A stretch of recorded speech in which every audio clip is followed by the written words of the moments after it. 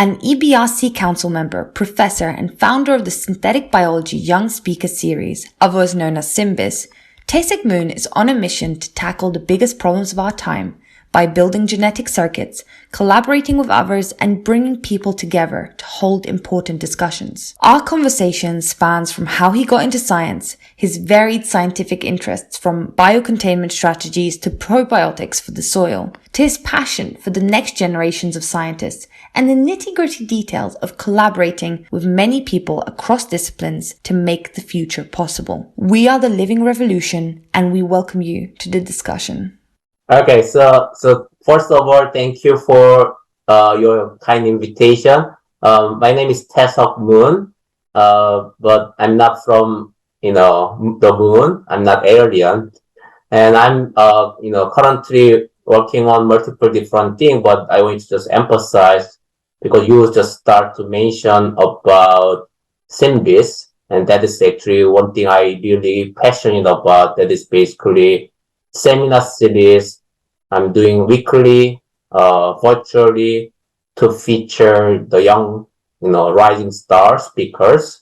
And then also EBRC council member. And that is another thing I'm passionate about because our job is basically providing vision, and to solve all the global problem, including food inequality, sustainable, production of the chemical and material, and of course the climate crisis, and also health problem. And, last 2 years, since 2021, we passionate about solving climate problem. So this year, and actually this September, we'll release the huge roadmap document about climate crisis and solution to address those kind of problems. And that's the roadmap document. I believe more than 150 pages. We are almost done, and we are very excited to release that document. So I'm also a professor, but today I'm basically presenting these two activity or organization, and I'm super excited to talk to all of you today. Thank you. So, solving all the world's problems, especially as big as the climate crisis, is a huge ambition. You're also running a lot of projects to do with this. Right. But I'm curious first about how you got into science. What was it that inspired you, and what is your background in? So I need to go back to my high school in that case. So in fact, I wanted to be poet. So when I was in high school, I wanted to write, and I enjoy reading poems. And then when I talked to my parents, especially my dad is kind of course, care about my education, care about myself. And then he basically saw me in a correct way. And then when I said, I want to be poet, he kind of said, you are good at science, especially chemistry. And why don't you try your career in science and then do writing poem as a hobby? And of course, at that time, I'm a teenager. I want to do something independently, but I sort of kind of compromise. And then so I just talked to him saying, okay, because I respect him a lot. And then I said, okay, I wanted to do chemistry because I love chemistry, because actually one of my high school teachers also teach chemistry beautifully, I would say, and I still, communicate with her. And then when I said chemistry, my dad also said, because we are just, middle class, but not, rich, family. And then he said chemistry or pure science. At that time, he said, probably not, I'm probably hungry.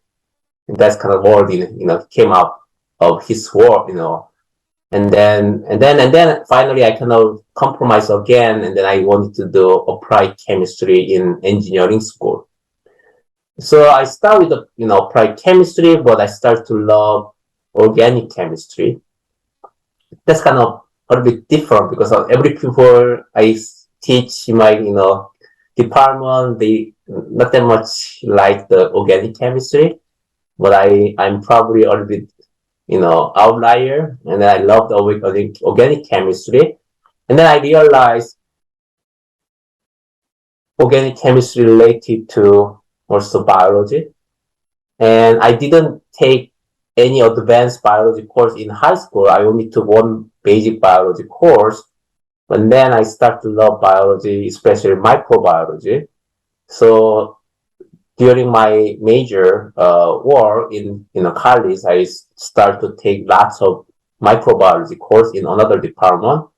And then I start to love DNA, those kind of manipulation of DNA and so on. And then I start to think about my career in bioengineering. And then I did my master's degree in the biochemical engineering. And then I start my background, my college education as engineer, and then I realized I need to work for company as an engineer because I just want to solve the problem. And then I saw, basically join the company, and there's a pharmaceutical company, and then I developed, lots of, pharmaceutical, and then we launched a lot of product, including, joint problem, that is basically osteoarthritis, problem. We, develop biopolymer to inject and then kind of cure a little bit. And then also we develop Botox replacement. You probably heard about Botox, but the problem of Botox is you inject Botox that paralyze your skin. In that way, you kind of spread your wrinkle. But our product is basically making some biopolymer that's kind of stable. In that way, that kind of acts as filler. So we develop those kind of things. Also, eye drops and so on. And then I promoted very quickly because of that development and that product launch. And then once I become manager, very quickly, I realized I really love interacting with the people. And then I kind of found my passion about education, because interaction means interaction with my advisor or supervisor in the company. And then I realized, okay, I need to go back to academia. So I got back to academia as a graduate student, PhD student. And the problem was my classmate is minimum 8 years younger than me. And some of them even 10 years younger than me because they skipped the grade. Because MIT kid is very, very smart, I would say. And then, during my, PhD training, I met my advisor, Kristalla. And then she is, I would say, the best advisor in the world. And then I learned a lot from her. And then I joined the CRISPR, and that's my postdoc work. So that's all about synthetic biology. So that's my kind of training. And then now I'm kind of working on not only metabolic engineering, that's my PhD work, but also synthetic biology. That's my CRISPR, training under him. But I kind of try to expand multiple different directions because I have too many interests in too many directions. So it's kind of a long story, but that's kind of summary of my, I would say, more than, 30 years of kind of story. So in terms of your lab, how did you make this decision? Well, I suppose you had a lot of training in it, but what how do you go from, understanding something in lab to knowing that there might also be an application for it, having that really close tie between research and application? Okay, that's a great question. So when I was young, I'm talking about young means when I was junior faculty, all the junior faculty, I believe their number one interest is survival in the academic field. I'm talking about tenure system in America. So that takes 5 years or 6 years. And during that time, what I want to do is I wanted to make myself kind of known to the field, kind of doing something I do the best. That is about genetic circuit building. That is about understanding genetic tool, and then how they debate behavior in the biological system.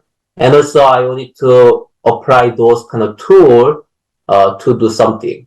But when I it was just kind of junior faculty, at the same time, taking a risk is a little bit dangerous because I need to get the tenure to do more research. But once I got tenure, I wanted to have the big impact in the world, and then small project not that much interests me because right now all the big problem we need to have the collaborative kind of project. And so right now when I try to do something, because I have the very broad the background from the initially chemistry, as I said, and then that become the biology, and then now I am in the department that is a name in the name, we have the environment. So I'm also working on multiple different projects. So I have too many broad interests. But synthetic biology to me is, or engineering biology, that is just tool to do something I passionate about. And then right now, rather than I try to think about, can I do this one using my expertise? I'm not doing this that way. I just see the big problem first, and then I try to solve that problem. And then if I don't have the right expertise, I seek for the collaboration. Because the current problem, including climate problem, that is not only biology problem, that is the problem including material development to capture CO2, also policy, making, and also, big kind of, scale kind of the thinking. So all the systems kind of engineering. So this is not only biology problem, but also the big problem we need to work together. So that's how I kind of try to solve the problem. So problem first, and then seeking for the collaboration or the expertise. And because that's, and then that's why, I have too many projects at this moment, because I can reach out to people. Yeah, so actually, let's talk a little bit about some of the projects that you are doing, because they're very exciting. So could you take us through maybe that problem and then a sort of research and collaboration process with one of your projects that you're working on? Okay, so that's very challenging question because I have currently 11 or 12 active projects. And if you ask me to select one, let me think. Okay, so I have one project I'm passionate about since the beginning of my professor career, 10 years basically. That is about probiotic engineering. So let me give some idea. So my dream is something like that. So when I start this project 10 years ago, I'm thinking about, okay, I wanted to develop yogurt. I love the drinking yogurt. The yogurt has the probiotic, the living bacteria, and the living bacteria not only helping your body health, but also living bacteria also detect disease and also even curing disease. So that is one dilemma I wanted to. But, I'm just synthetic biologist. I never done any, mouse work. I never, kill mouse, but now my student killing a lot of mouse after doing experiment. That's actually beauty of the professor job because I don't need to touch mouse. My student doing that. But what I want to say is those kind of, new skill set I need to, obtain basically through student training, but I'm not actually training my student because I don't know how to deal with the mouse, but basically collaboration. So my collaborator basically kind of train my student and then doing those kind of, mouse work and so on. But one thing I wanted to do at the time was my vision is something like that. So as I said, probiotic, and then I wanted to engineer, and then probiotic basically having ability to detect disease in the gut, for example. So let me ask one question. In that way, I have the better, conversation rather than me talking, constantly. Have you heard about neurochemical found in your gut? That neurochemicals are found in your gut. Yeah. Have you heard about those things? I know that there's this gut-brain phenomenon, sort of this right. that it affects your mood. I know that your gut can affect your mood. It's quite a hot topic recently. So yeah, I have heard of it. Oh, that's great. So not many people know about this. I gave a seminar, during 70 days of travel, but not many people heard about that. Actually, recently, I would say the last, 5 years or even 10 years, people now start to talk about neurochemical actually found in your gut. And then people talking about gut feeling, and I would say that is true. So what scientists found is neurochemical found in your gut. And then also people thinking about neurochemicals produced by your brain, but in fact, one of the neurochemical called serotonin, I believe you heard about serotonin. Serotonin, in fact, produced by your gut cell. So actually more than 90% of serotonin actually produced by your gut cell, not by your brain. And that's very interesting. Why? And then serotonin also, very important neurochemical that basically control many different things, including our happiness. So let me tell you, so gut feeling is true or reality, because when you eat the good food, especially free food, you become happy, right? And then that's true because in fact, good food coming into your body, and then your gut cells somehow, I'm not sure, producing serotonin, right amount. In response to eating a specific food. Eating. Yeah. But that is not the only, story, but in fact, also bacteria in your gut also producing some neurochemicals. And at the same time, bacteria also converting or degrading neurochemical in your gut. So that, you already mentioned gut-brain axis, and then basically gut, whatever happening in the gut kind of influence your mood or happiness, everything.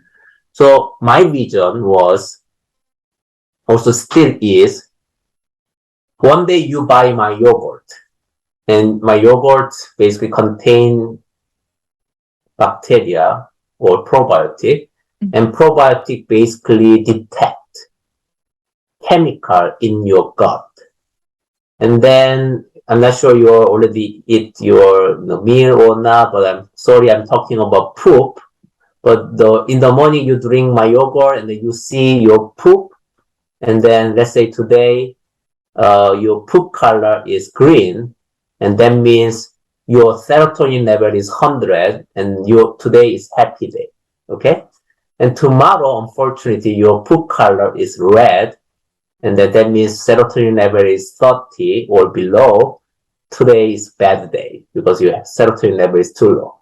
Something like that. So that's you can sort of use So you can use your yogurt to kind of give you a prognosis of maybe you should be eating more serotonin-inducing foods? Something like that. So I mean, Uh-huh. that's not only serotonin, but what I'm talking about is probiotic as living diagnostic tools rather than you doing endoscopy that's very painful and invasive. So what I'm talking about is serotonin as an example, but serotonin, you have the bacteria sensing serotonin and then bacteria producing color. And then, but of course, that bacteria come out of your body as a poop, and then you just see the poop, and then you say, today is good day, happy day, tomorrow, unfortunately, bad day, something like that. So that's my dream. Still, that lots of things you need to do to go there. But why stop there? So the one step further, I'm talking about, let's say, your bacteria detect serotonin, for example, but serotonin, too high, not good, too low is not good as well. So one day you drink my yogurt and then you not only just seeing your poop, but your bacteria in your gut basically detecting serotonin level. And then this serotonin, if that level is too high, your bacteria start to produce enzyme that degrading serotonin. If the level is too low, your bacteria start to produce enzyme that synthesize, because we already identify some bacteria metabolize, those kind of neurochemical in your gut, so you can make the serotonin level right level. So my commercial probably sound like something. For example, do you want to be happy? Drink yogurt once a day, and then you will be always happy because your bacteria will control the level of serotonin in the right range, and then you will be always happy. So that's my dream. Making people happy by just drinking one yogurt a day, something like that. So that's one thing I want you to do. But as you can imagine now, this is not one person job. This is the animal, people, studying, the animal, system, also kind of scientists, and then, synthetic biologists like me, and then, lots of, policy making, at the end of the day, because at the end of the day, those bacteria, is living system that come out of your body, and then that is so-called GMO. And I never use GMO because GMO, imply many different bad things, because we have kind of horrible job. We did horrible job before, so I call it genetically engineered microbe, and that is, I call it GEM, and that's beautiful name, I believe. But after I change or coin that word, GEM, genetically engineered microbe, I no longer have big problem, big debate with some people. I actually did one big debate with one of the famous ex-anchor, and he attacking me saying, you are a bad guy because you're making GMO. And then, but after I changed the name, basically I have the less kind of problem in terms of the public perception. But still, this is the important problem because the biocontainment of the engineered, gem. Yeah. So we need to address. So that's why I naturally kind of transition into, biocontainment project, including kill switch development, for 7 years now. So, I mean, those kind of is kind of very natural rather than, I'm kind of trying to do something at the beginning, but yeah. That is kind of all kind of come to one, goal that is about probiotic engineering. So that probably answer your question, I believe, partially. Yes, right? Definitely. I'm very curious about your work on containment strategies, because as you mentioned, they're very, very important, especially when, discussing when either selling, whether it's selling product to the public, or even like discussing with policymakers whether something like this should be released and how we can control it best. Can you tell me more about your work on kill switches? Sure. Yeah. So I would say making kill switch does not solve the biocontainment problem, because I would say that is the most challenging problem in bioengineering world, because kill switch means I control bacteria survival or bacteria viability, but no bacteria wanted to die. So it's kind of continuous battle between bioengineer like me and the bacteria. So of course, one big challenge or intrinsic problem in biology is the mutation.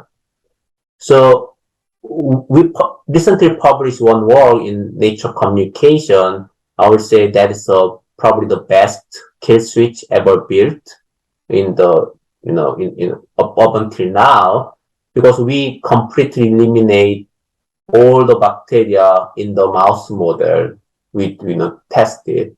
But the problem is we don't know what would be real consequence when we kind of have the different environment, like harsh condition, and that might enrich more mutant.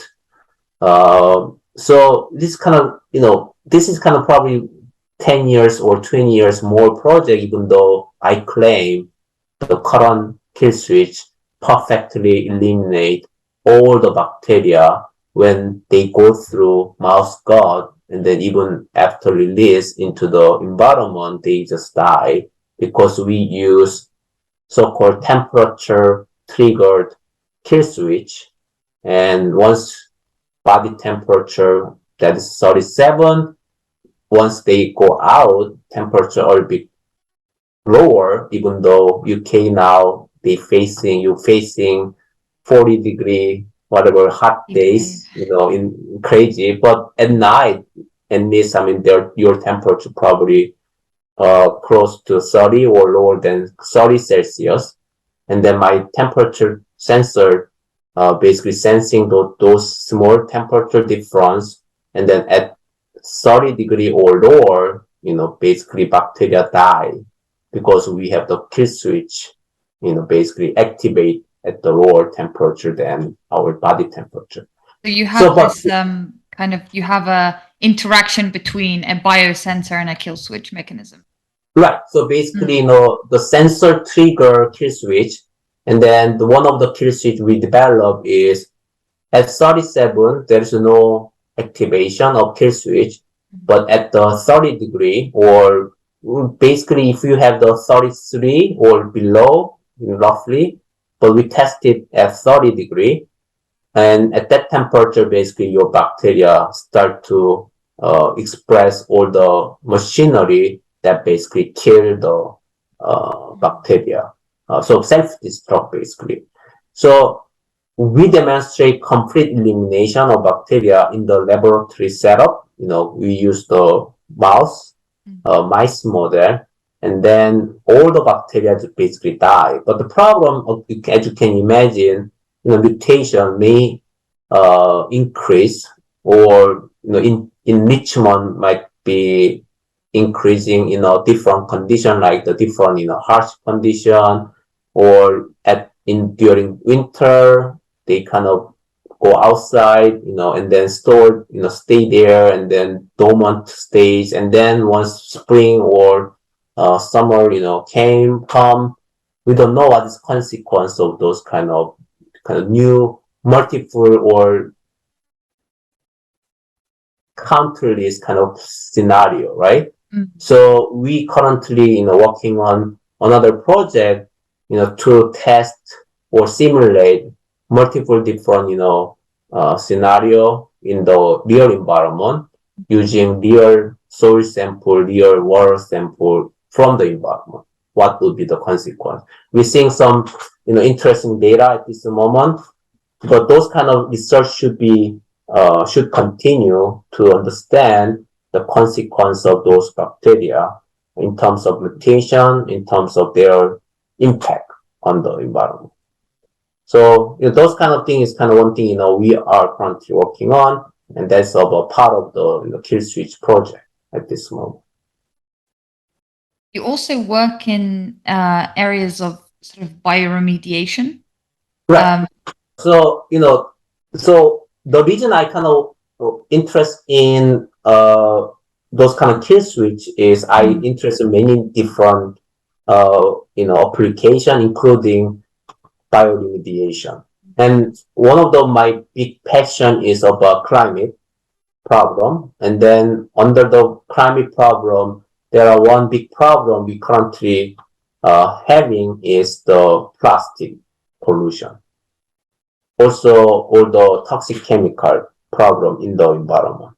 So as you can imagine, what we want to do is one day, some safe bacteria, if we kind of have the 100% understanding of this bacteria behavior, we wanted to make this bacteria deploy in the polluted area, that's kind of plastic, polluted kind of area. This bacteria basically eating all the microplastic. In that way, they kind of clean up our environment for us. And then another problem is, of course, toxic chemical released into the environment. We also deploy those kind of bacteria or the microbes, and then this bacteria basically eating this toxic chemical. And then to do that, we identify some interesting, I call magic bacteria. They not only tolerate this toxic chemical in the environment, but also eating that and then basically degrading and then for that their survival in the environment. So as you can imagine, also the plastic eating bacteria, many people working on that project, including my lab. So at the end of the day, those bacteria release into the environment, and then they basically eating those contaminant or pollutant. And then once they finish their job, I call it their mission accomplished, unfortunately, they need to self-destruct. So that's why we kind of combine kill switch with this kind of, bioremediation kind of project. And are you how far are you away from taking that to the field level? Because I can imagine it's very difficult obviously you'd probably use a biosensor kill switch approach again, but it's very difficult to, I guess, control the kind of eating up of the toxic bacteria and leaving of sort of non-toxic. Right. So, we demonstrate, my bacteria basically eating toxic chemical in the lab. But we need to be very careful. So as a scientist, we also need to consider consequence of deploying engineered bacteria or engineered microbe, I call it GEM, because we don't know what would be the consequence those bacteria release into the environment. So that's why I'm very careful rather than thinking about next year I wanted to deploy this bacteria into the environment. Of course, that's not going to happen because we need to get the approval from the government. And that process probably even longer, I would say, at least a couple of years, even though technology already available. But there are another hurdle is technological hurdle, because we only test in the lab, but that lab condition is not even close to the real environment, because we just use probably optimal condition with the lots of food. In terms of food means, we only use those toxic chemical as sole carbon source or plastic as sole carbon source, but we also adding nitrogen source. But in the environment, nitrogen always limiting.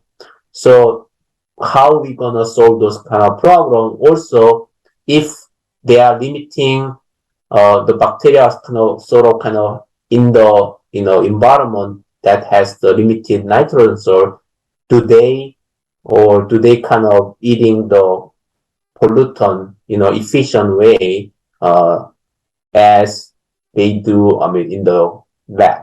So this is another whole, type of, project that I would say take minimum 5 years or 10 years, and then, including the policymaker kind of approval about this release. Also, another thing is until general public approve, our, approach, we cannot release those things because we need to be, very responsible for what we are currently doing. So because of that, we only currently restricting our experiment in the lab. But of course, we're using some soil sample from real environment, water sample from real environment. And what toxic chemicals are you targeting? Are you currently focusing on? Yeah, currently we basically published lots of paper last 10 years, but that is all the aromatic compound. So the reason I'm interested in aromatic compound is, for example, phenol. When I was very young, we, Korea, there are many factories, very rapidly, growing in terms of industry or economics. But at the time, one factory intentionally released some phenol into the river, and then that kind of caused a lot of problem because the phenol, that's cancer, promoting kind of, compound, and that's kind of very toxic one. And many bacteria actually die, but we identify, some, bacteria that basically tolerate, relatively high concentration of phenol, but also they eating phenol very well. So we kind of realize, oh, this is great, bacteria. So we kind of focus on this bacteria, but we are also realize this bacteria not only eating phenol, but related kind of, phenolic compound or aromatic compound, and aromatic compound generally very toxic. And actually many bacteria actually die if they kind of facing those kind of toxic chemicals. And what kind of effects do aromatic compounds have on the environment and human health? So the impact of those chemicals. So there are multiple different ones, but phenol is known to cause some cancer, and also as you can imagine, the aromatic compound is hydrophobic, and then that also basically damaging your cell membrane. And then one of the chemical, when you do the experiment to extract the DNA, we used to use the phenol, when I was the master student, that's 25 years ago.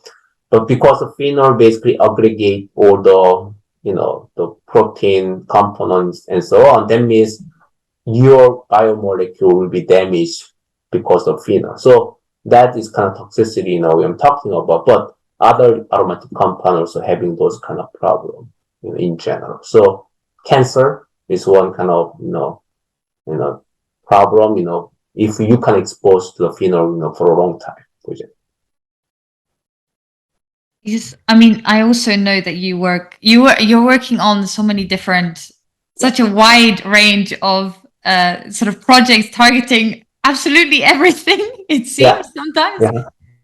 And so obviously then you're writing this, can't wait to read it, 150-page paper with the EBRC. So how long has that been going on, and what was the sort of inspiration behind this paper? So, okay, so to be clear, that's a great question. To be clear, that is not my own work. That is the more than 100 people that's working on this one, gigantic document. So what we did is, starting 2021, we wanted to provide our vision and also solution to the community. But the topic happened to be climate, because that's timely, topic. So we basically meeting once or every month to discuss what kind of expertise, what kind of expert we should invite to kind of help us. Also, Right. we have those basically standing, basically people, meeting every month, basically discuss, also brainstorm what kind of problem we need to solve.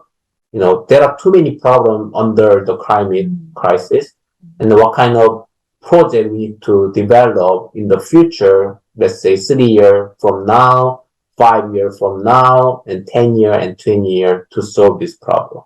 So we meet every month, but we also realize, 1 hour monthly meeting is not sufficient. So we start to do workshop, and that workshop we invite any people interested in climate, also solution using synthetic biology. So we have, I believe, almost 10 workshop, 3-hour workshop, intensive kind of discussion and brainstorming. So we did those kind of, effort. And then at the end of the day, we also have some writing workshop, multiple time, kind of really start to write. So everyone, we have the Google Doc, and then everyone kind of writing there. And then we have a few people kind of reorganizing and then kind of formatting those things. And then currently we kind of final revision stage, kind of try to make the document look better. And then we also have some people kind of making some figures and then, put it into the last document. So this is not only my own job, this is the more than 100 people working together. But I was interested in it because I have always been wondering, especially since, I'm as a, young scientist and someone also getting to know about commercialization of synthetic biology. Mm-hmm. I have always wondered if there's any effort to say, well, maybe some solutions are better than other solutions in terms of on a global level. What scale does this working group focus on? And how does it, I guess, what are some of the success criteria for this? So for solving the climate crisis. Yes. So my answer to that is every small effort count. So this is a global problem. So just small group of people try to solve, it doesn't work. So I would say,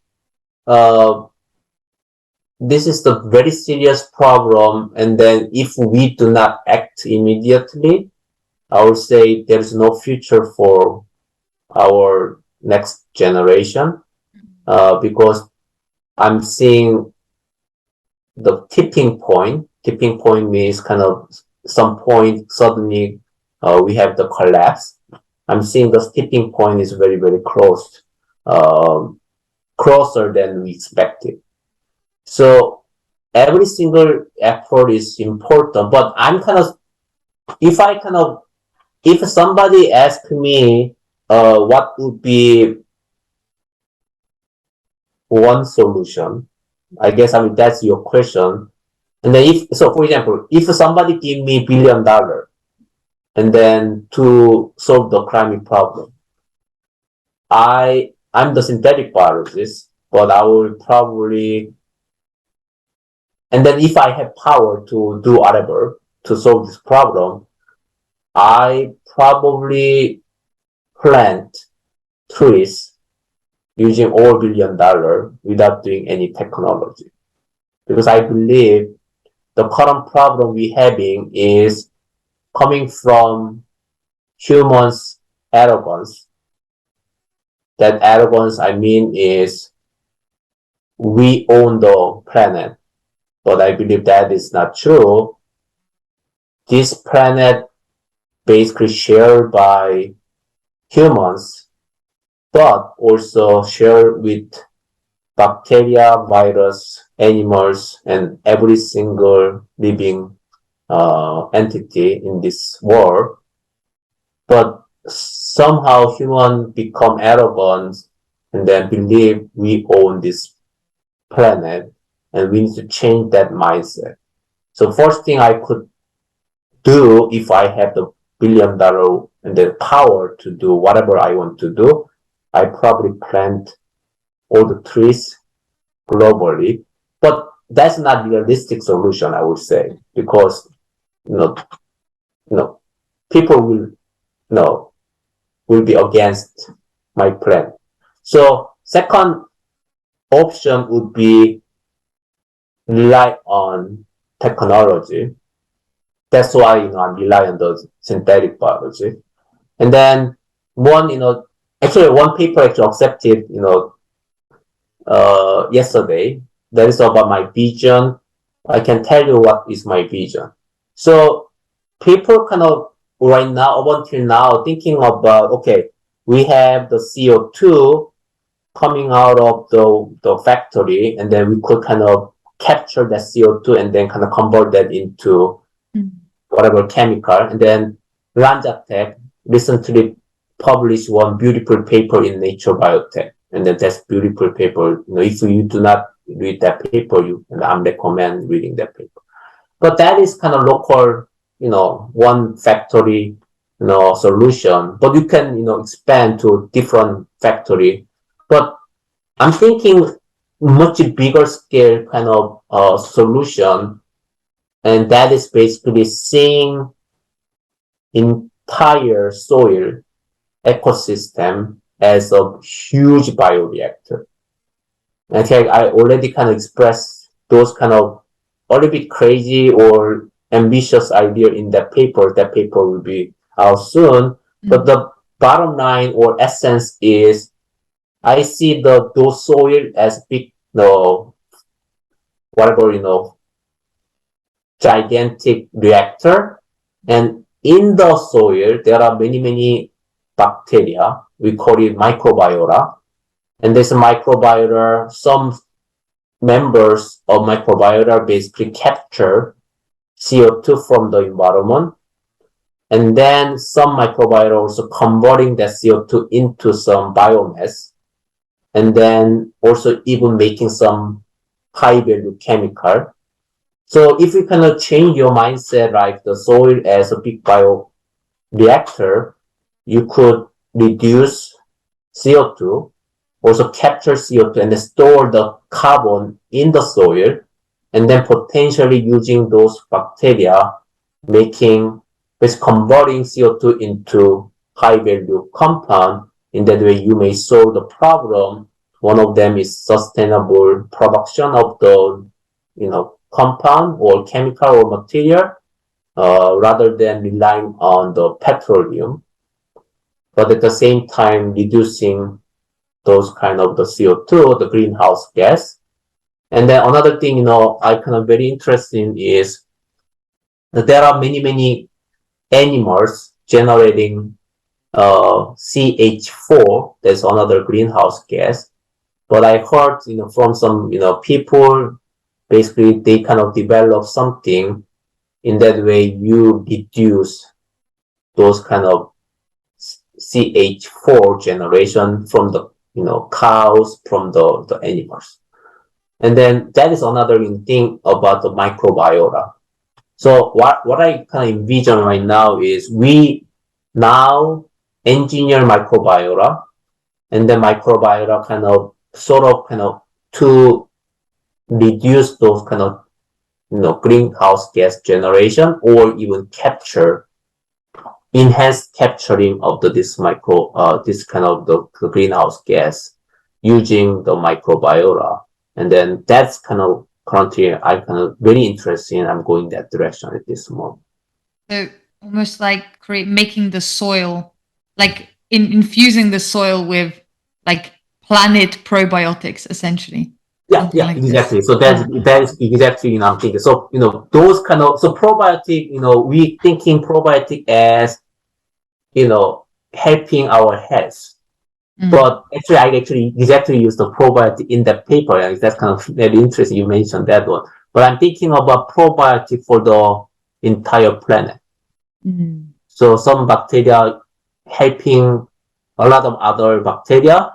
Fixing nitrogen, because nitrogen is always kind of limiting factor in the environment.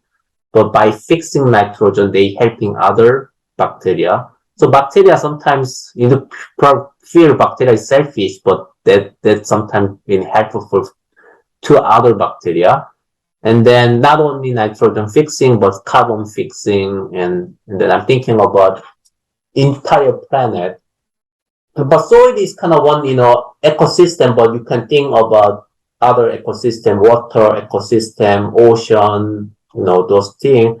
But every single ecosystem, they have those kind of microbes. Mhm. And then those microbes doing fantastic job for our planet. So we wanted to harness those bacteria to make our world better. So that's kind of my dream, my thinking. So initially, I'm thinking about probiotic for the human, but I'm kind of expanding my vision or idea into the bigger scale. Because why not? I just find it so inspiring. Like, Uh-huh. because for me, when I was younger, I Uh-huh. saw the world like I belonged everywhere in the world. Like, I was like, Uh-huh. these four walls, if we just knock all of these walls down Uh-huh. and Uh-huh. plant a lot of trees, and then I'll be very happy. Yeah. And hearing this, that it's out there in the world, that people believe in this too and have the same feeling is so inspiring to me. Sure. Yeah. I mean, the thing, the very interesting thing I had very recently in social media world, I thinking about our clothing, our house, our food.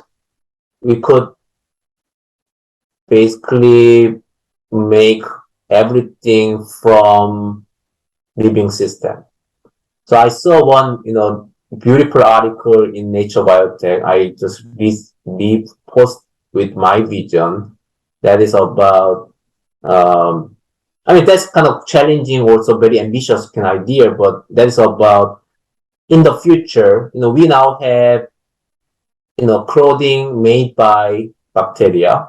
Of course, bacteria making some cellulose, and also potentially, those bacteria producing lots of, biopolymer and then making some clothing material. But I even wanted to go one step further, saying your home basically made a living system that could be trees, but I'm talking about some of the cell actually responding to environment in that way. If the temperature is too high, they kind of generating some, I don't know, some material that makes it cool it down, or if that's too cold, they generate heat and so on. And then also bacteria also generating electricity.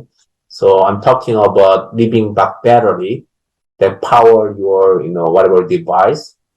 And so basically, battery made of bacteria, also food. I mean, now many people are working on making food out of the microbes. And so, I mean, our world, I mean, also human being. I mean, you may think you are just human, but I would say that's probably not correct description of your cell, because number of the bacterial cell you currently having in your gut, in your skin, that is 10 times higher than your own human cell. So you plus 10 times more bacterial cell in your body. Human are basically human cell plus 10 times more bacterial cell in your body. That's why I'm very interested in microbiota and engineering microbiota. So some of the project actually we are working on is how to engineer those microbiota to help humans. So one of the projects I'm currently working on is you have the lots of microbiota, the skin microbiota and gut microbiota, and then one of the problem divers having in the Navy, they kind of hate the cold after they swim. So you probably remember, after you swimming, once you get out of the water, Yeah. you kind of have chill, right? Yeah, absolutely. those problem is even severe for the diver, the professional divers, because sometimes they suffer from low temperature, body temperature. We call it hypothermia. And if your temperature go down something like 35 Celsius, you in the very dangerous situation, sometimes lead to the death. So how are we going to solve this problem? And I'm thinking about bacteria generate a lot of heat, and then bacteria could help us. So one day, I mean, not tomorrow, but 5 years from now, you just buy another my product that is I call it sunblock or whatever, lotion, and then you just put on your skin. That lotion contain bacteria, and then you go into the an ocean or swimming. But if your body temperature go down, bacteria start to generate heat to protect your heat loss, for example. So that is not only by making some material that kind of protect your heat loss, but at the same time, your bacteria generate heat for you. And then that, I believe that's kind of possible because I calculate how much heat each your gut bacteria, your skin microbiota kind of generating.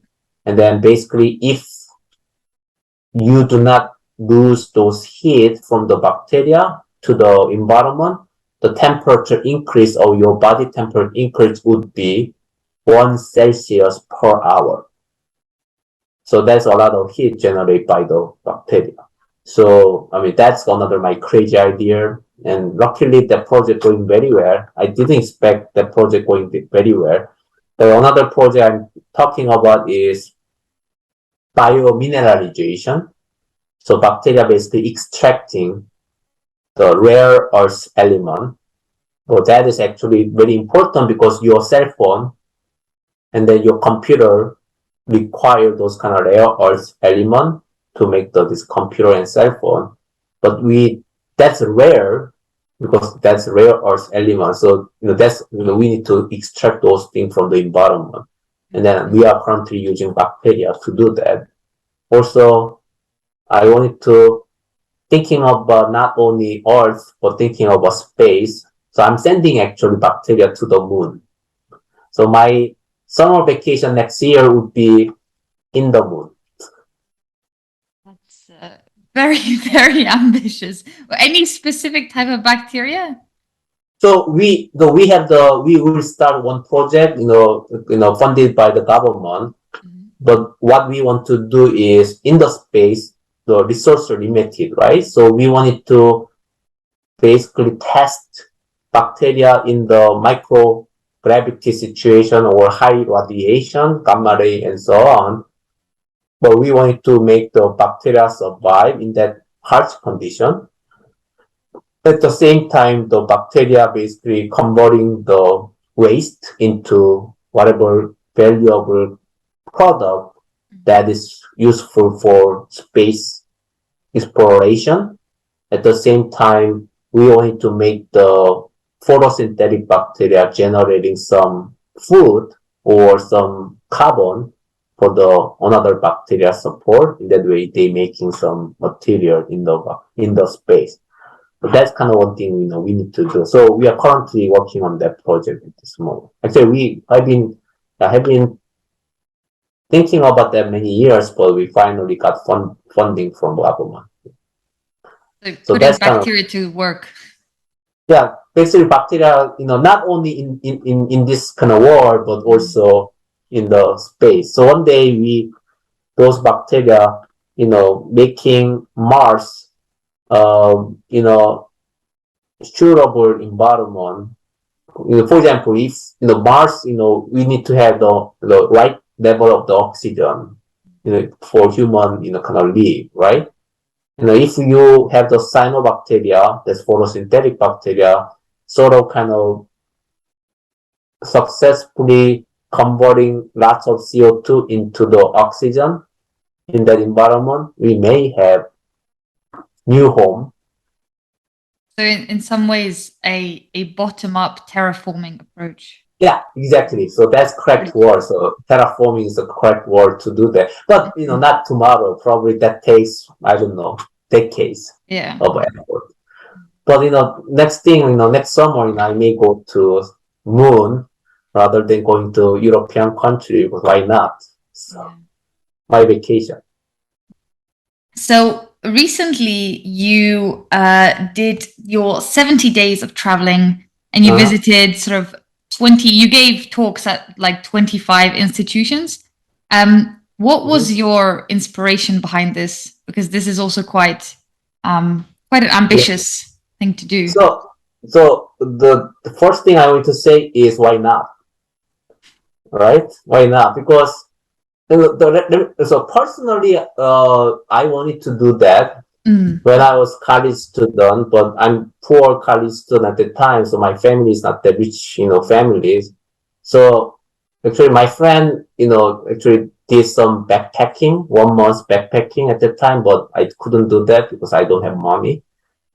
And then this time, the one thing I want to tell you is I having some medical problem for many years, but suddenly miraculously recover. And then before I declined all the talk invitation, but I start to accept talk invitation last year. But the real reason I want to do that is we lost many things during 2.5 years of pandemic. We lost many people. Of course, many people die. More than 1 million people die globally.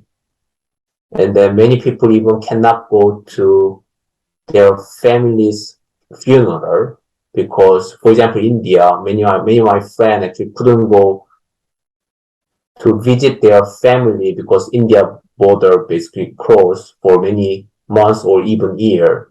So many friends in America, they need to wait 1 year to attend their family members' funeral. That's horrible, right?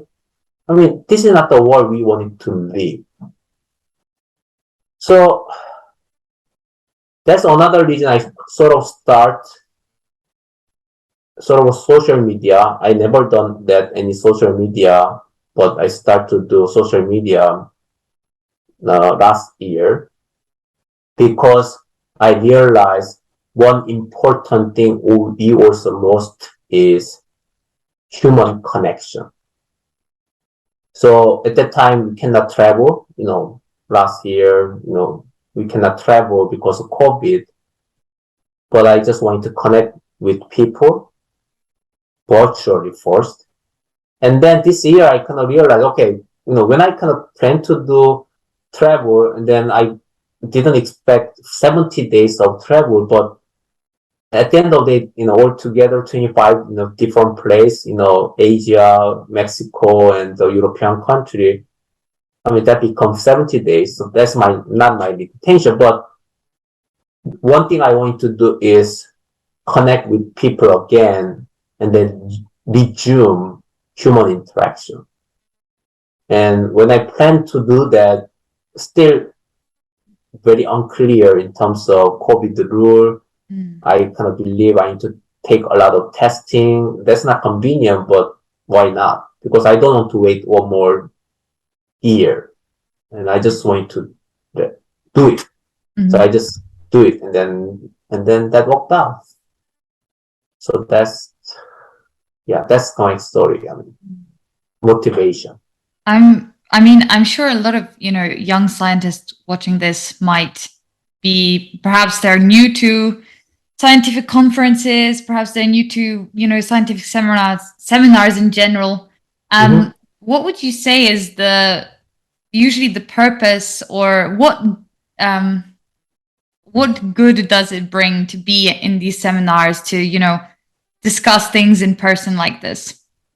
So seminar means which seminar you're talking about? Sort of scientific conferences or, scientists getting together in general. Oh, yeah, I see, I got it. So So conference is official time for all the nerd scientists to get together to have the official vacation. So we have the scientific talks, and then from 9 o'clock in the morning to all the way to 5, and then even post the session during dinner and reception, and then until 8 p.m. But the most important thing is not just the presentation or talk. Really important thing is they meeting each other and they catch up, and then even I would say conference starts 10 p.m.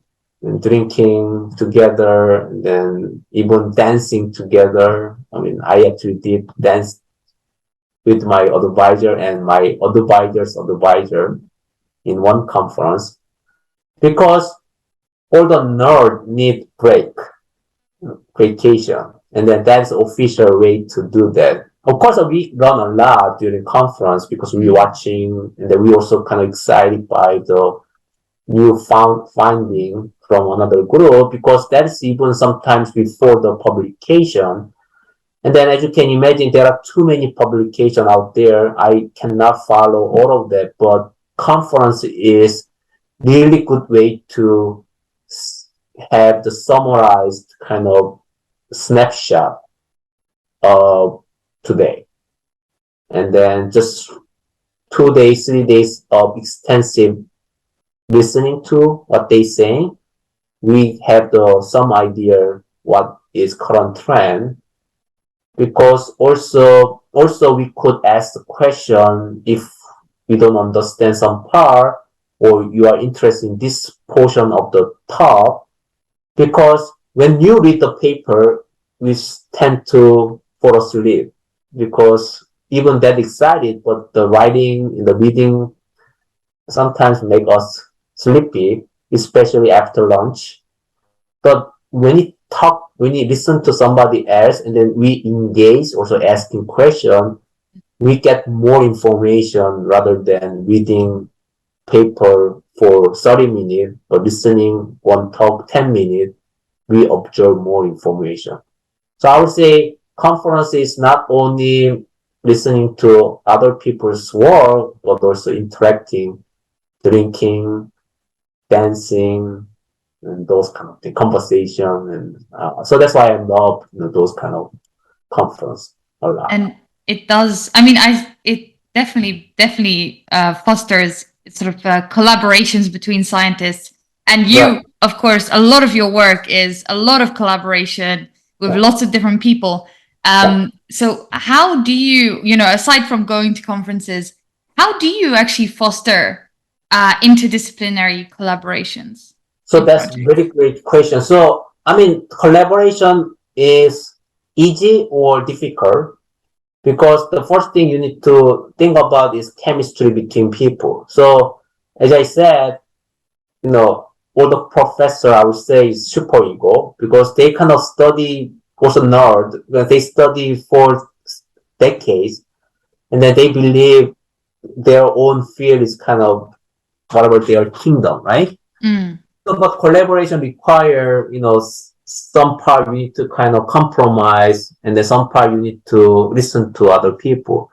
So I would say the key thing is to listen to other people and then embrace something new, because people are a little bit anxious if they face something new, and then if they don't understand, it's very difficult to embrace those kind of things. But as long as you kind of open mind, I believe collaboration become easier.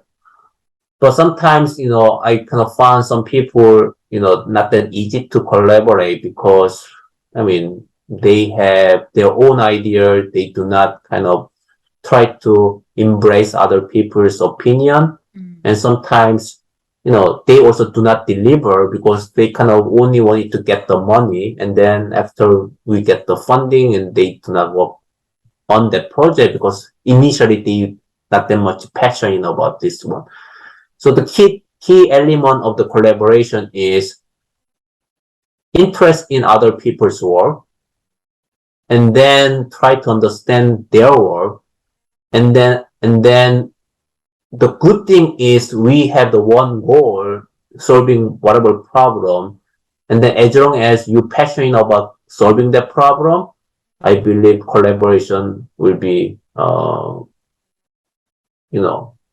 easier. And then right now, as I said, I interest in many different projects. Currently I have too many projects, 12 projects currently, ongoing. But after I miraculously recover, I kind of completely changed my perspective about my research. Mm-hmm. So let's say, I have the 12 different projects, and then, but I willing to share, I could already share some idea today, willing to share my idea, but, sharing my vision and idea, have some risk of being scooped. Mm. I was scooped many times, but I no longer care about being scooped because there are many problems I want to solve. If I solve the problem first, that might be great. But to me, the most important thing is not me solving problem. Somebody solving problem. That's the most important thing because that makes our world better.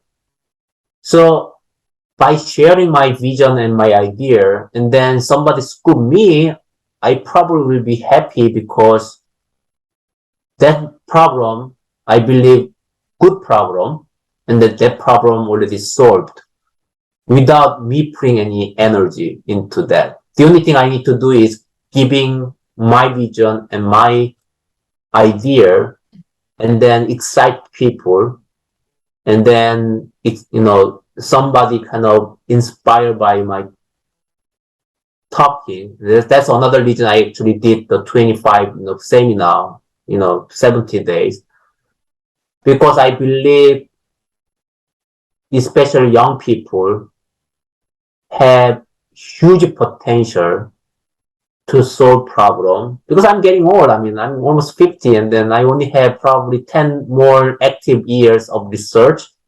And I'm not doing any research. I would say for 10 years, I never pipette, as you can imagine. So I'm not doing any research. And the only job I'm doing is sometimes I stop by my lab and ask question, the question is not technical question. I mean, to my lab member saying, how are you doing? And how the project going? And then they start to talk about problems. Oh, this didn't work for 2 months. This didn't work for 1 year.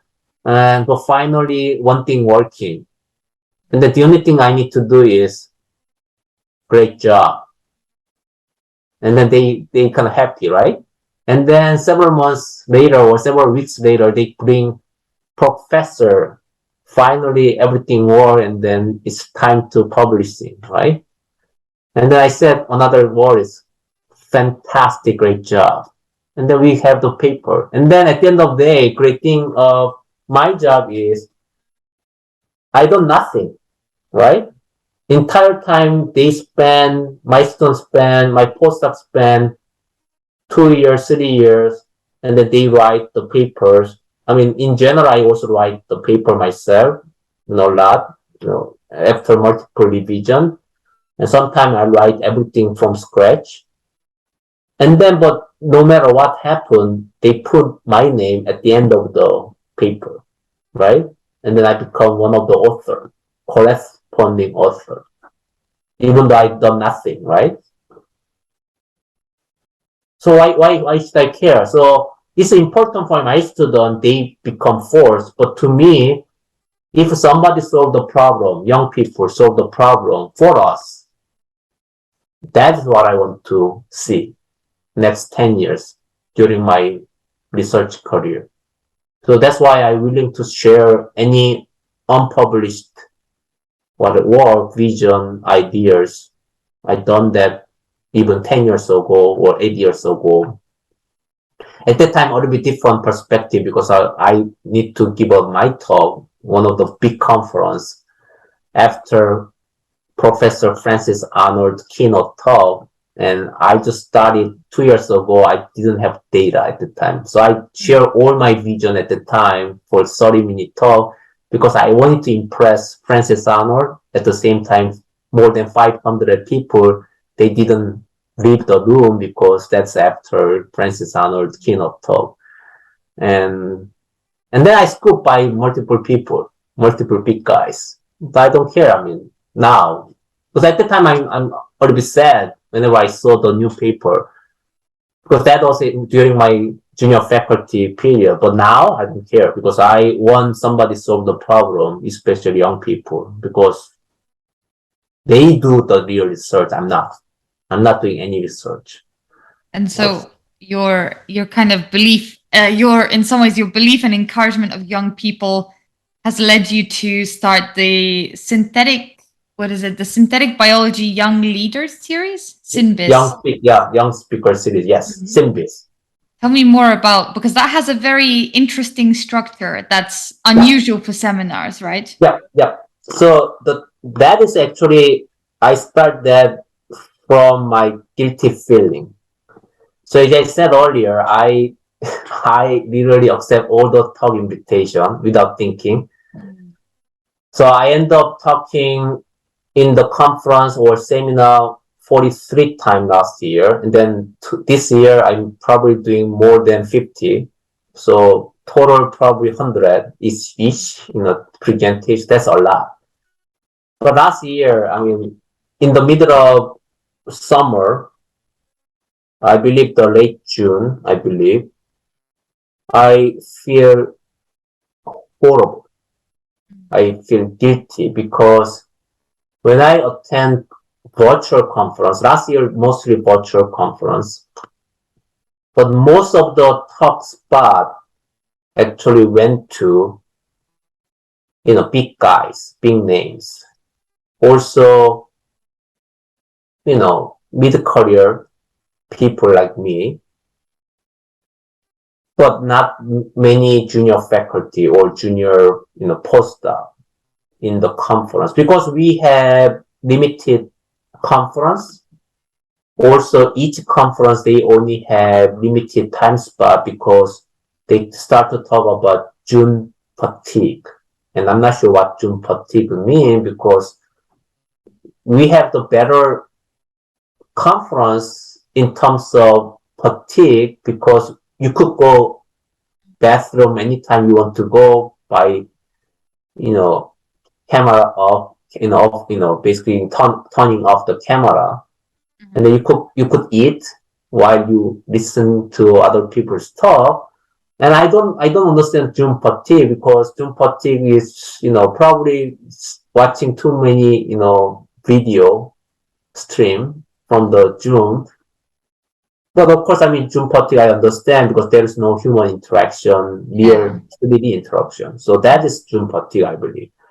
But anyway, because of Zoom fatigue, limited spot, more limited, and then I feel guilty because young people, especially postdoc who looking for job, also junior faculty thinking about tenure soon, they need to give a presentation to make their name known to the community because especially junior faculty, they need to get letter from the big names about the tenure evaluation.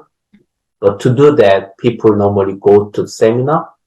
Also, people normally go to conference. In that way, people watch you because the big name do not have time to write the, letter after reviewing, 50 pages of document, but they just watch you presenting and then 30 minutes and then writing whatever letter. So I start to send email to people and then I wanted to feature only junior people. And then my eligibility is untenured professor. There's an assistant professor in America and then probably equivalent to lecturer in UK, I believe. And then also invite postdoc Also, I also invite nomination from the advisors who believes this person should be featured in the seminar. And then 2 weeks later, I can realize what's the point if nobody watched that, seminar, the virtual one, because people are busy. So I start to invite big names, including Nobel Prize winner. Again, the Frances Arnold, because she's my academic grandma. And then I didn't expect some becoming this huge deal, but now we have the more than 100 people sign up. I'm talking about big names. And then more than 100 people sign up for the young speaker. And the format is very interesting. As you mentioned, I only gave 5 minutes for big name, and then entire rest of the 1 hour for the rising star, called rising star, because in general in the conference, big name giving keynote, and then typically 1 hour, and then followed by 30-minute or 20-minute talk by the mid-career people. But I want to completely change the paradigm. I want to feature young people, and then why not? So when I send email to big names, I kind of a little bit worry about, because some big name might think those invitation might be insult to them because I'm giving only 5 minutes. But luckily, many big names care about young people, and then they completely support my idea, and then it become big, thing. And after 3 days from now, that is the August 26th, that's a 1-year anniversary. And I didn't expect I'm doing this on 1 year, but I'm also scheduling 2023. And because I have the more than 100 people, so that's more than, I would say 2 years. So I'm finishing up this year season, and then, but I also already have the 1 year, next year kind of people, more than 40, I think 46 people I already have right now. But this is all about featuring young people and then make them excited. But all the young, big names kind of giving really fascinating, visionary talk to give advice to the young people in the world. So I'm super excited, to have this one. And then people said I need to do it forever, but I'm not sure I can do it forever. But actually, to anyone who's listening, I would really, really recommend the seminar series. I've been starting. I started from number 1, and I'm like slowly, every time I get a bit of chance, I listen to them, and they're really very, very fascinating seminar series. So I would recommend. One thing I want to tell you is, because of that, I become YouTuber, because I never expect I become YouTuber. But the problem was when I start my first seminar with the Professor Frances Arnold, the Nobel Prize winner, and also EBRC, director, I'm currently working for, and also Biomate director, also NSF director, Tae Seok Moon. She is supportive, synthetic biology for more than decade.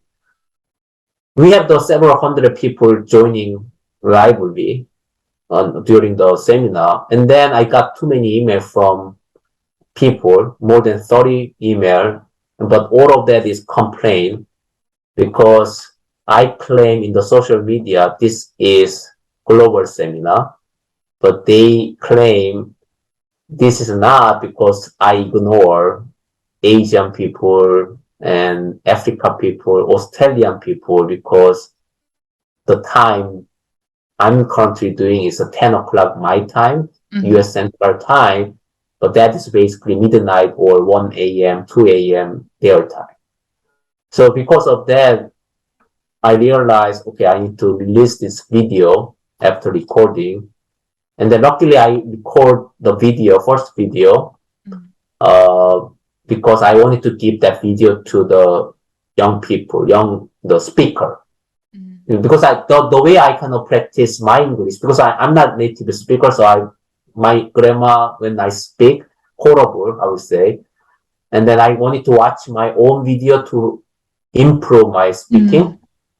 And then I wanted to give those video to them, the speaker, for the souvenir, or them to kind of practice their own talk.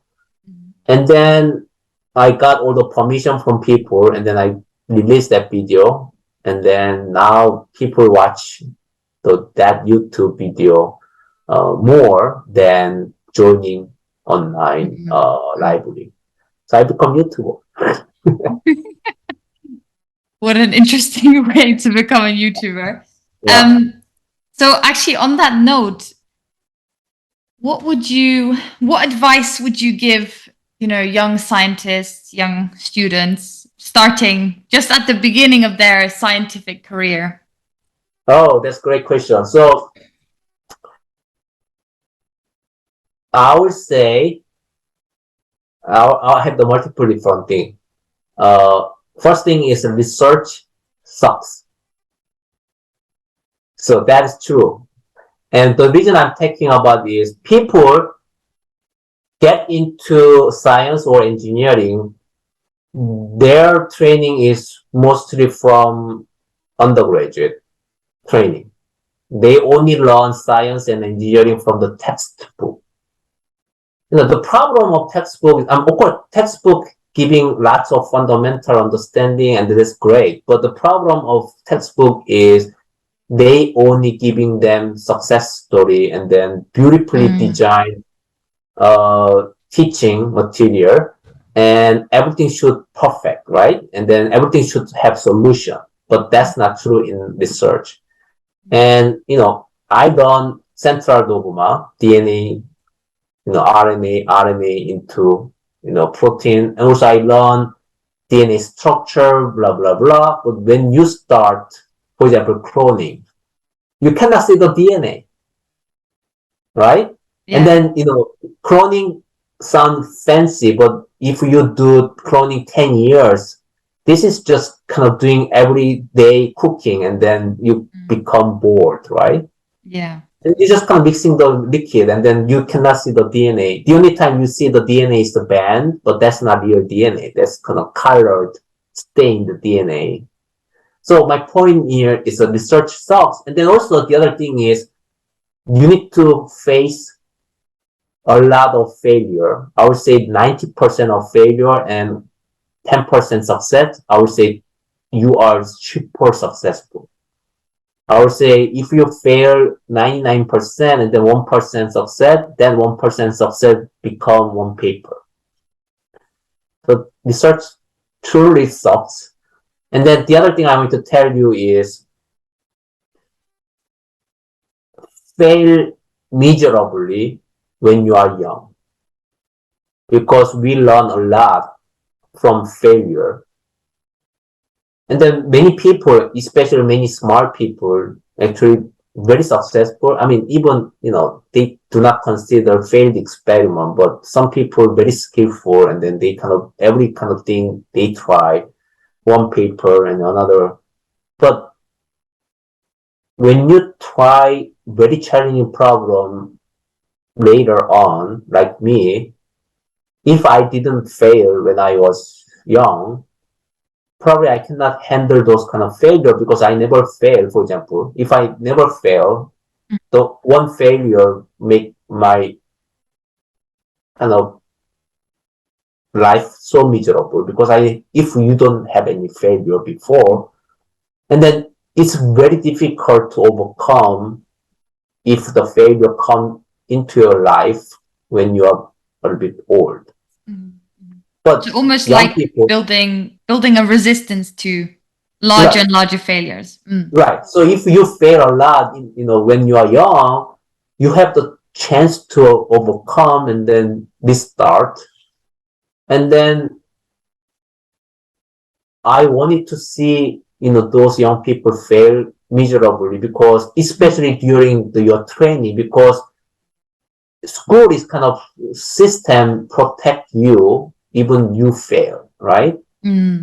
So if you fail earlier and then you recover, you will achieve more. And then I believe many Nobel Prize winner, their experiment failed many times, and then one successful experiment lead to big discovery. I believe.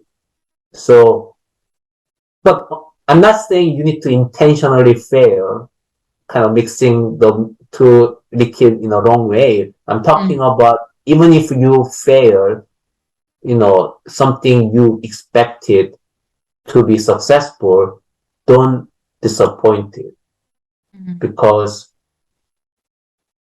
those failures teach you more at the end of the day. And then one last thing I want to tell you is that's coming from the one great TV show I watch. I actually start to enjoy my life. So I used to be workaholic. And so I work literally every day, including Sunday and Saturday, for entire my life. But I start to enjoy my life last year, 2021, after my miraculous recovery. And I start to watch America Got Talent. That's the equivalent version of British Got Talent. I'm not sure you watching that one or not, but I enjoy that a lot. The reason is they giving hope, also human story and life. And last year, we had the winner, and he got the $1 million, and he is a magician. But to me, his magic is so magical. I love his magic, but he is a brilliant storyteller. And I want to share his quote, what he said, and then I give you some advice to all the young people. So what he said is,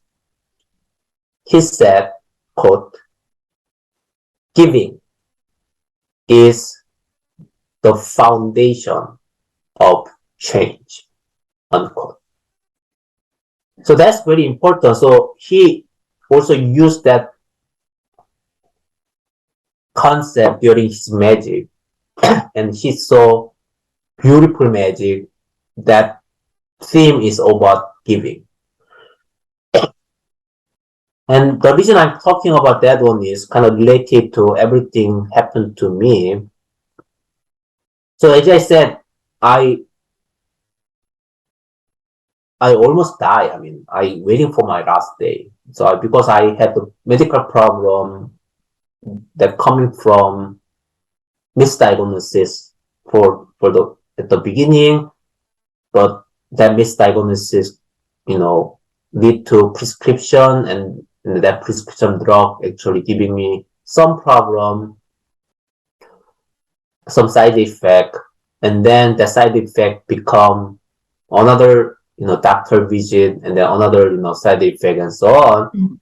But at the end of the day, the problem was some discrimination, harassment happened to me, and then mentally so stressed, and then those mentally, that kind of one big problem of my life made me lose the meaning of life, and then I completely lost my meaning of life, and for 4 years, and I never smiled for 3 years. And then during that time, I even went to emergency room multiple times, and the only thing doctor could do was giving me morphine because my pain was so severe. So mental stress become physical pains, and I cannot handle those things. So 4 years, and actually 2020, I literally waiting for my last day because I cannot function at all. But at that time, many people suffering from COVID, right? 2020, we have the COVID early 2020, and many people suffering from. But what I want to say is, I start with the word giving. But I believe many people suffer last 2.5 years, especially. And then you may think your life also very miserable. For example, let's say you break up with your girlfriend or boyfriend, and I believe in you kind of feel like this is the end of your life, breaking up with the work, or divorce, or you having problem, your experiment never worked for 2 years, and then you have the you depressed, You feel and like then thinking, you feel like that you're not doing, nothing is meaningful, this kind of feeling. yeah. But also we have the problem of discrimination and harassment, especially many female scientists or engineers should be recognized more, but not really, in this kind of current system. Also, people of color, or based on the nationality, there are lots of discrimination and harassment happening. And also, another, important thing is we lost many people, as I said earlier, because of COVID. We have the millions of people die because of one virus. And, coming back to my story, I probably want to say, those kind of a lot of problem we, having, but we do not share our story, even if we have the problem, because we are shy, and then we kind of don't want to kind of share those kind of story, probably only with the family member or best friend. But I would say every single person in the world having problem, because we are just human, we are not God, we are not perfect, I would say. But we do not share, and then we do not know other people having the similar problem, but everyone has the problem. And my point here is, I realized after 50 years of interesting 4 years of literally dying for 4 years, what I want to say is, one disease could kill one person, right? However, we saw one virus kill millions of people, right? But I'm passionate about climate crisis because current climate crisis could eliminate entire human species, not only human species, but entire animals, entire living system in the world. So we need to solve this problem. But not only climate crisis, we have food inequality. At this moment, many people die in Africa because they don't have food. And I can tell you one story. One of my students from Africa, he also discriminated by people, harassed by people. But he has dream. He wanted to contribute to society. And he worked hard. He worked every weekend when he was my student. But his home in Africa, he doesn't have the electricity. So you probably cannot believe me, but I had problem when he went to his home to see his mom, because his mom has cancer at the time. And I sent email, but I didn't get any email. And then once he get back, and he said, we don't have electricity at home, so I could not reply to you. So we are living in a completely different world. Yeah. But all the Western, country people so spoiled because we kind of take things kind of for granted. But we need to think about broadly. So food inequality, one problem, climate crisis, the health problem, because of COVID, we had more problem. Also sustainable, production and so on. There are too many problems out there. So also this world right now with the COVID, this is not the world we wanted to live. my friend cannot go to visit family even though their family member died. One of my postdoc from China, he is father of 2.5 years old baby, but he couldn't see her for 2.5 years because of COVID. And because of China-US tension, he worried about going back means no coming back because of visa issue. Do we want to leave this world? No, absolutely not. And then why I'm talking about this one? Because we are currently living the worst, situation, I would say. But I am very optimistic. The reason is during this 70 days of trip or during my social media connection, constantly, also after my miraculous recovery, constantly for last 1 year and 8 months or 9 months, I constantly see hope, especially hope from young people. Because again, I'm not doing any research, but young people passionate about solving problem, all the problem I mentioned, but some people kind of discouraged because of discrimination happening to them, harassment happening to them, breaking up with the girlfriend, boyfriend, family member death, whatever. But at the end of the day, I believe by giving our time, our resources, our compassion, empathy, and also even forgiveness of the people who impact you negatively. Also, of course, giving our love. By doing those things, I believe we can change this world together. Despite all the problem we currently having. So I want to say, all the young people, if you having any problem, personally or work-related problem,